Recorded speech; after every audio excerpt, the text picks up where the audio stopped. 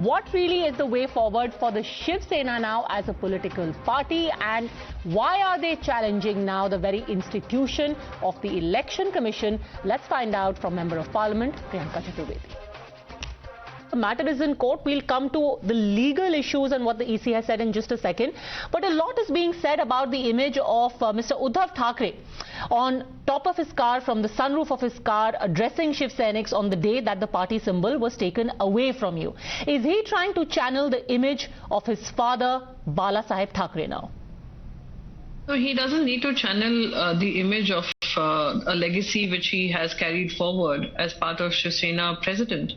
Legacy that was handed over to him by Balasaheb Thackeray. A legacy that is being challenged right now and is being trying to be usurped right now by someone who was perhaps Mr. Uddhav Thackeray's most trusted ally, and is now the trusted ally has been used by the Bharatiya Janata Party to backstab the party president. So he was only addressing a huge number of party workers who had come to see him, who were disturbed by the fact that ECI has done what it has done, unexpected of Election Commission to act like entirely compromised institution.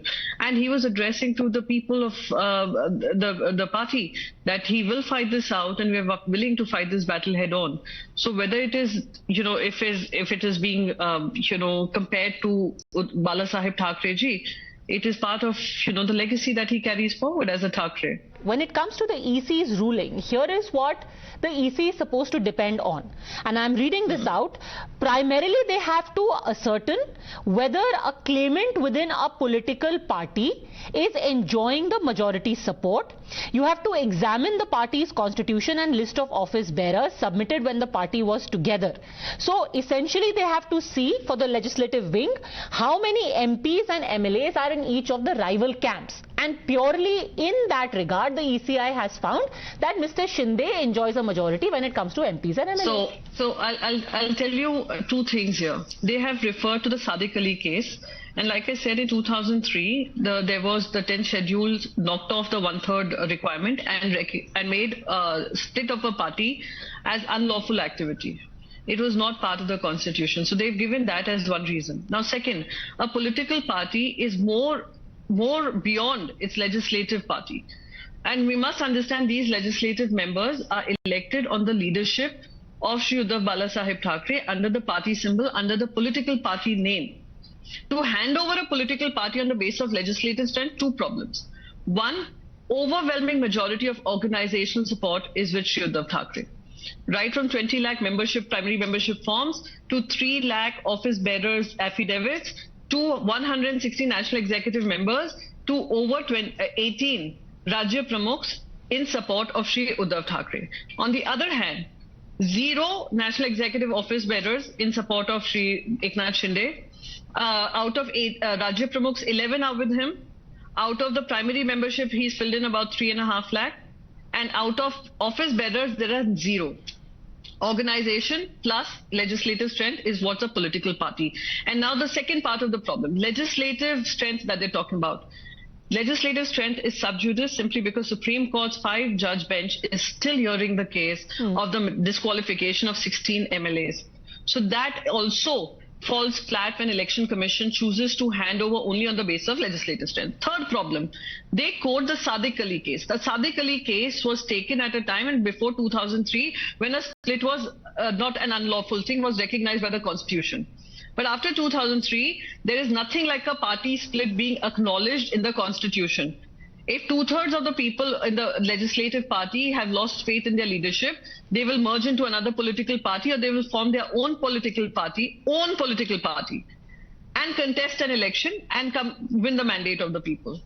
Again, which has not been adhered to. So to bypass everything, suddenly hammering down this entire decision, I think is bad in law and will be challenged in the Supreme Court. And if you look at the past instances too, including the Lok Janshakti Party, till now they haven't reached a final conclusion. A problem which started before us, 2021, hasn't reached a logical conclusion, but you've seen rapid hurry to ram this through simply because there are local body elections due in Maharashtra, and they know, Bharatiya Janata Party knows, that they will suffer badly if there is no decision coming out of this. So you have decided to contest this in the Supreme Court. Strangely though, your ally and a very seasoned politician, Mr. Sharad Pawar, has advised Mr. Thackeray to move on and said if the Congress could win on the hand, then why can't you win on the mashal? Move on, he's saying. Why is he saying that? No, listen, here's the thing. I total respect what he's saying, and he comes from a good space when he says move on.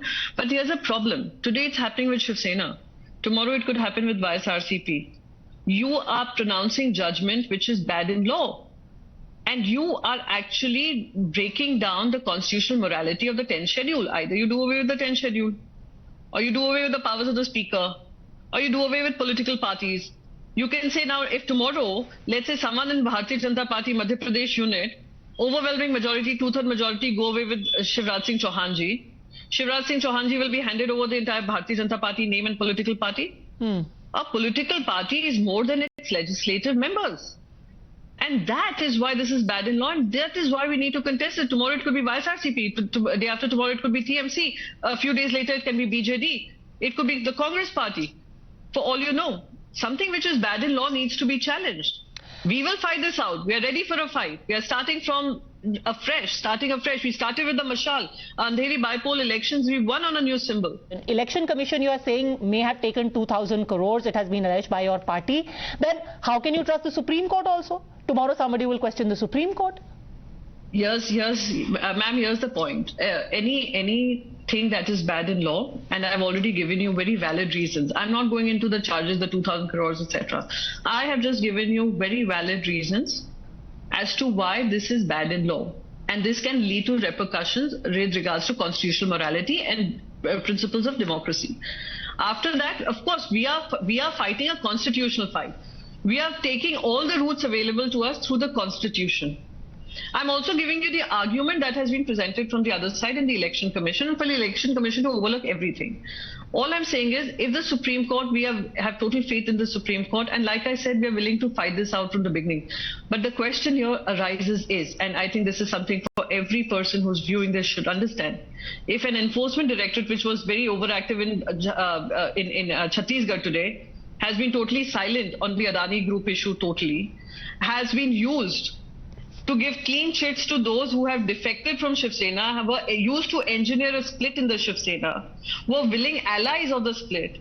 And then you have a ECI being moved in to give a stamp of approval for a political party along with its overlooking the organizational strength and only the legislative strength and taking it away while the legislative strength is being heard in the Supreme Court.